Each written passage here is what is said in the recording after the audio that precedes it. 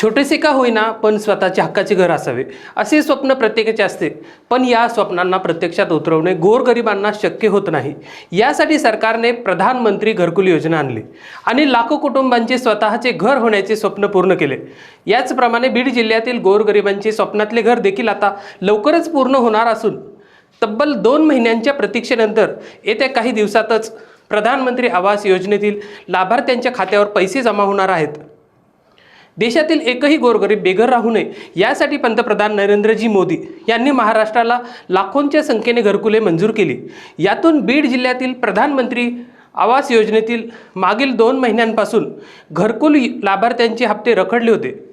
आता सरकार या घरकुल धारकांना पावले असून त्यानुसार सरकारने तब्बल 10,000 कोटी रुपये दिले आहेत। यातील 6,000 कोटी केंद्राचे तर उर्वरित 4,000 कोटी रुपये राज्य शासनाच्या हिश्श्याचे आहेत। त्यानुसार या 10,000 कोटींच्या निधीमधून बीड जिल्ह्यातील घरकुलांना पुन्हा एकदा मोठी गती मिळणार आहे। सलग 2 महिन्यांपासून घरकुलांच्या कामांना निधी उपलब्ध होत नाही, त्यामुळे घरकुले कशी पूर्ण होणार असा प्रश्न दैनिक लोकाशाने एका वृत्तातून सरकारला विचारला होता। अखेर सरकारने तब्बल 10 कोटींचा निधी दिला।